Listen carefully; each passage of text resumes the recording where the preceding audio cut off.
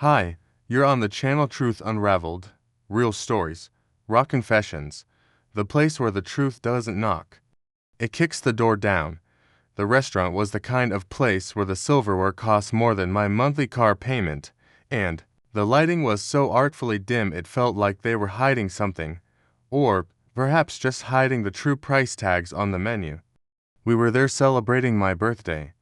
Or at least, I thought we were. I'd saved for 3 months to afford this dinner, skipping lunches, taking on extra freelance work, quietly sacrificing to give Sophia the kind of night she constantly hinted she deserved. She looked breathtaking, as always, in a simple black dress that probably cost more than it looked, her hair catching the low light like a cascade of dark silk. But there was a distance in her eyes that night, a coolness that the expensive wine couldn't warm. She'd been distant for weeks, her texts shorter, her excuses for missing our plans more frequent and flimsier. I'd chalked it up to stress at her PR firm, but sitting across from her, watching her push $100 piece of scallop around her plate, I knew it was something else. The conversation was like pulling teeth, filled with long, uncomfortable silences she made no effort to fill. Finally, I reached across the table, my hand covering hers. Sophia, talk to me, please. Whatever this is, we can fix it. Is it work? Is it me? She slowly, deliberately, slid her hand out from under mine, the gesture so final it felt like a door slamming. She took a sip of wine, her eyes avoiding mine, focusing on a point somewhere over my shoulder. Mark, this isn't working, she said, her voice flat, devoid of the warmth and laughter that had drawn me to her 2 years ago. We want different things. You're comfortable, you're safe. And I appreciate that. I really do. But I need more than safe. I need excitement. I need a life that's bigger. My heart was a frantic drum against my ribs. What are you saying? We can build a bigger life together. The startup is finally gaining traction. She cut me off with a sharp, dismissive laugh. Your startup. Mark, be serious. It's a cute project, a hobby. It's not a real company. It's not a future. She finally looked at me, and her gaze was not sad, but impatient, as if I were a slow child failing to grasp a simple concept. I've met someone. His name is Julian. He's an investor. He owns things. He knows what he wants, and he isn't afraid to go after it. He can offer me the kind of stability and scope that I need. The words landed like physical blows. Julian. I'd heard the name in her office gossip, seen his picture in the business section, a man 20 years our senior with a smug grin and a fleet of cars. She had already moved on, and she was sitting here, at a dinner I'd paid for, telling me I was a hobby. She stood up, dropping her napkin on the table like a final verdict. Don't make this harder than it has to be. It was fun while it lasted, but it's over. She walked out, leaving me alone at the table with the ruin of my birthday dinner and the chilling echo of her words. You're a hobby. It's not a real company. The waiter brought the check, his expression a mask of polite pity. I paid with a maxed-out credit card, each swipe a confirmation of everything she just said about me. I walked out into the cool night air, the city lights blurring into meaningless streaks. The woman I loved had traded me in for a newer, richer model, and she hadn't even had the decency to look back. The weeks that followed were a blur of gray numbness. I moved through my life like a ghost, performing the necessary functions, eating, sleeping, working, but feeling absolutely nothing. My apartment, once filled with her laughter and the scent of her perfume, was now a tomb of silence and memories. Every corner held a reminder: the coffee much you liked, the throw blanket we'd argued over buying, the faint mark on the wall where she'd hung a picture I'd always hated. Her words played on a constant, torturous loop in my head. You're a hobby. It's not a real company. He can offer me stability. I'd see Julian's face in the society pages, his arm possessively around Sophia's waist as they attended some glittering gala, and a fresh wave of humiliation would wash over me.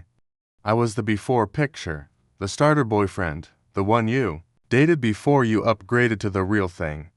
The anger was slow to come, but when it did, it was a cold, clean, and focused thing. It didn't make me want to break things, it made me want to build something.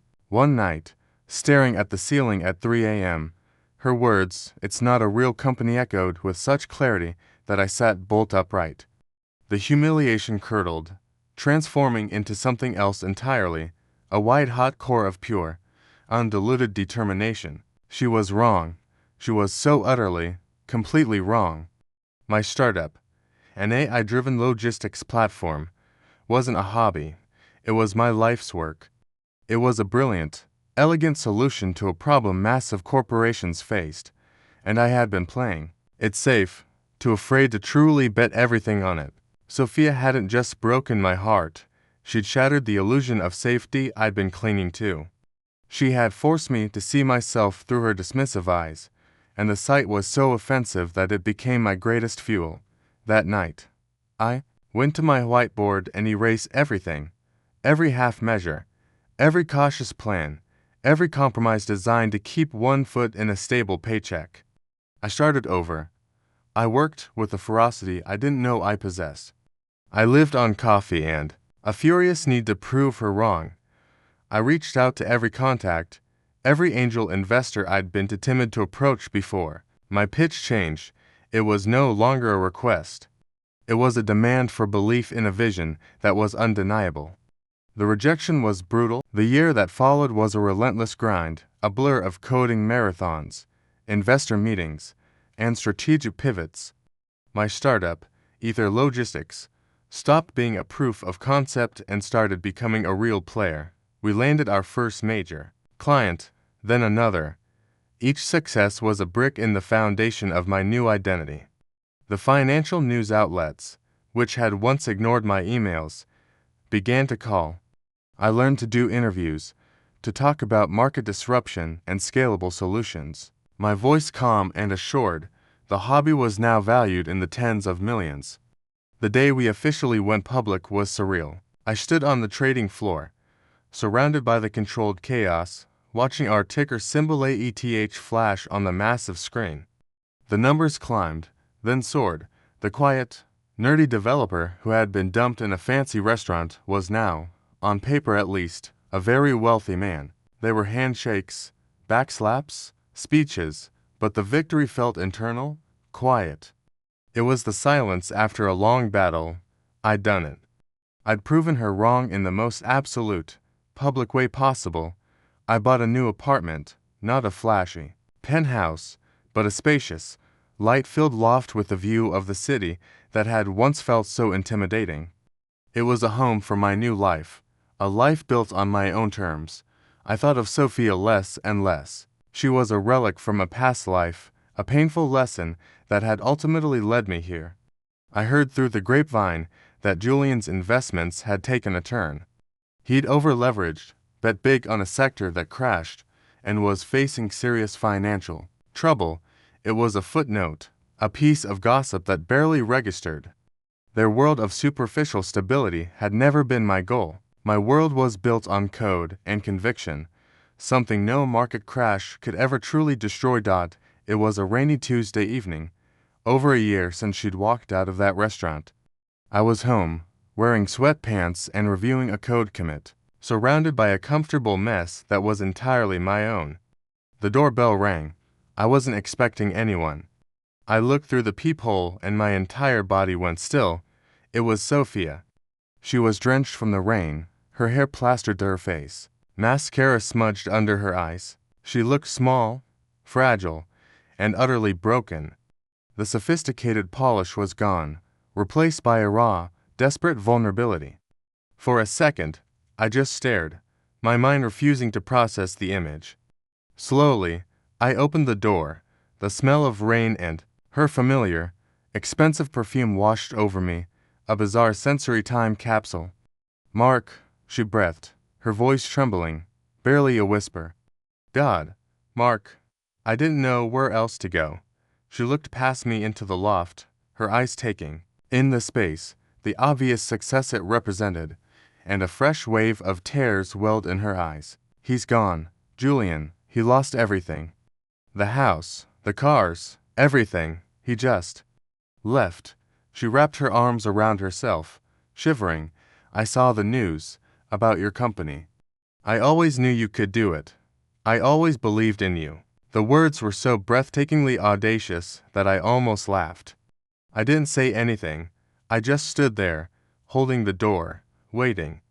The silence stretched, heavy and uncomfortable. She shifted, her confidence crumbling under my quiet gaze. I made a mistake? Mark, a huge, terrible mistake. You were the best thing that ever happened to me. I was stupid and scared, and I thought I needed that. She gestured vaguely, indicating the life she'd lost. I see now how wrong I was. What we had was real. She looked up at me, her eyes pleading, expecting. What? Absolution, a rescue, a welcome back into the life she'd thrown away. I looked at the woman who had once shattered me. I saw the desperation, the calculation beneath the tears. She wasn't here because she loved me. She was here because my stock had soared and Julian's had crashed. She was here to trade up again. And in that moment, I felt the last thread of that old pain finally snap. There was no anger, no desire for revenge. There was only a profound, peaceful indifference. I'm sorry that happened to you, Sophia, I said, my voice calm, even